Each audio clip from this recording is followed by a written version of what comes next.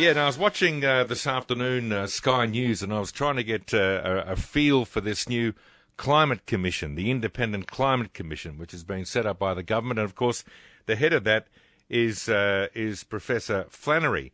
Now, Professor Flannery spoke on Sky News this afternoon, and I can't help but think to myself, as I heard him talk about what he was doing, that, in fact, he was trying to convince us that this was going to be a body that would, inform members of the Australian public about the importance of climate change and kind of grab the concept and get on board. Tim Flannery has been employed to be nothing but a climate science alarmist salesman. That's exactly what he's going to do.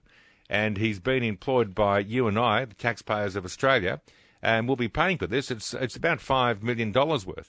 Now, I don't mind them having an independent commission. I have no problem with that at all. But if you're going to have one, let's have a mix of minds, a mix of arguments. Let's not lock out the troublemakers. And you can't tell me that Professor Bob Carter, who we've had on the show, or Professor Stuart Franks, who we've had on the show, or Ian Plimer, who we've had on the show, who do present an opposing view. You can't tell me that having them on that wouldn't be a good idea. It'd be a great idea. Let's have an open debate. And that way, all of us, those that believe that it's unfairly reported and those of you that believe it's been fairly reported, get to see our teams go at it and we end up with some sort of result. Tim Flannery is nothing more than a salesman in this process. Former Australian of the Year. We're meant to look up to this bloke and accept everything he says as being gospel. Well, we know that's just not the case. Not the case. He's just an alarmist. Anyway, this is him speaking on Sky News. We are looking forward over the next 2 years to making sure that we can communicate clearly the basis of climate science, to really foster a greater understanding in the Australian community of where the international negotiations are in terms of addressing the climate problem, and also to lead a discussion around the various options that we have in terms of addressing the issue. Yeah, he's nothing more than a salesman. We know the argument about the climate science, and I see now it's gone from global warming, because it stopped warming, to climate change, because that doesn't tie it to man, to what global problem now? A climate problem, is it? I mean, this is laughable. This mob, this federal government, is going to introduce a climate tax after the Prime Minister, Ms Gillard, promised us prior to the last poll there wouldn't be one in this term. She made a promise and she broke it. She is a liar. She made a promise and she broke it. That's as plain as it gets. And now we see this bloke, Tim Flannery, who's meant to be some sort of hero to the alarmist. He was made Australian of the Year quite extraordinarily by John Howard from memory. He's going to head this, and they're a sales team. They're going to try and convince us all that what they're doing by breaking an election promise and tipping millions and millions of dollars into the science of alarmism, that we've got to go along with them and play the game, because this little country, Australia, and all the people that live in it are going to change the world. Now, none of these people ever, not one ever, will come out and say what we get for it. And that's a question I've constantly put. All right, give us an ETS, but what do we get for it? No, I don't want to hear we're leading the world. That's nothing. That's crap. There's no one in India or China or America or Canada that's saying, bloody hell, the Aussies are doing this, let's do it too. No one. That's just crap. I ask again, what do we get for the ETS? You won't get an answer because there isn't an answer. They will never be able to promise you that by you paying more for electricity or paying more for water or whatever it might be, paying more for petrol, that you will save the planet. They can't make that promise because, sorry to repeat myself, it's crap. Complete and utter crap. I want to chat about this with Simon Turnhill from Australian Climate Madness. He's on the line. G'day, Simon. You there, mate? Yeah. Hi, Luke. How are you? Oh, mate, I'm really fired up. This has really got me angry today. I mean, to see this bloke Flannery parade himself around as the man, the gospel, the disciple that's going to lead us all from the world we're about to destroy, and cop $5 million, or his commission will, along the way. Given what he said, the rubbish he has peddled just really gets under my skin. What's your take on it? Oh, well, when I saw this headline pop up on my computer this morning, I had to check my watch that it wasn't the 1st of April. But because it's just such an extraordinary appointment. given Tim Flannery's history of failed predictions and alarmism about climate change in Australia. It's an extraordinary decision. I'm right, aren't I, by saying that this is all about selling the message? It's about nothing other than that? Well, that's what I understand. I mean, it's a communications tool to supposedly educate the Australian people about climate science.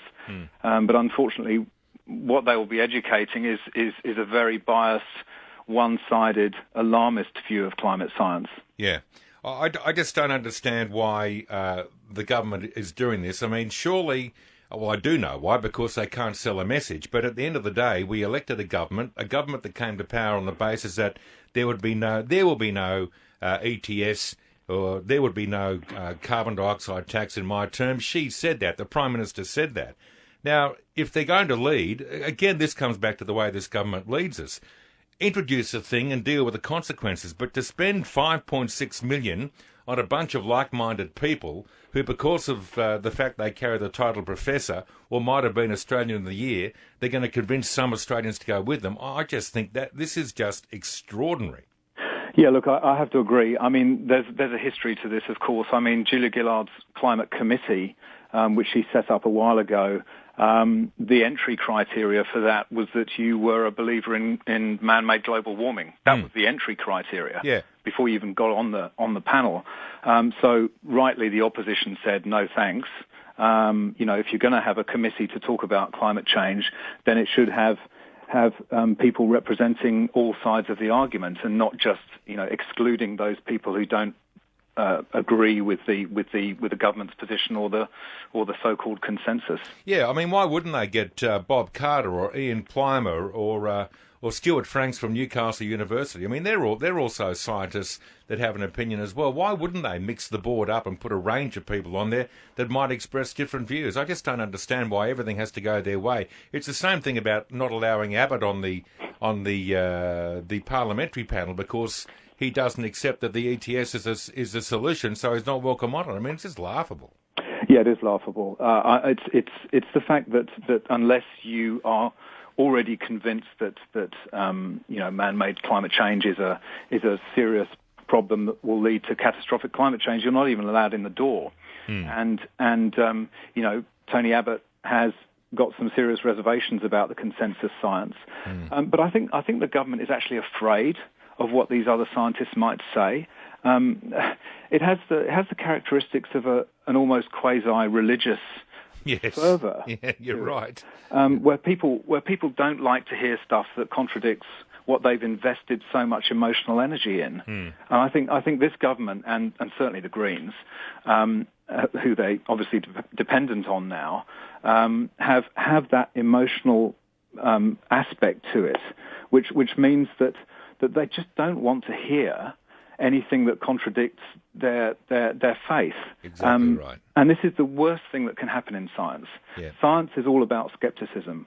It's about challenging a consensus, if there is one, challenging it, subjecting it to strong scrutiny, and seeing if it stands up. If it doesn't stand up, then fine.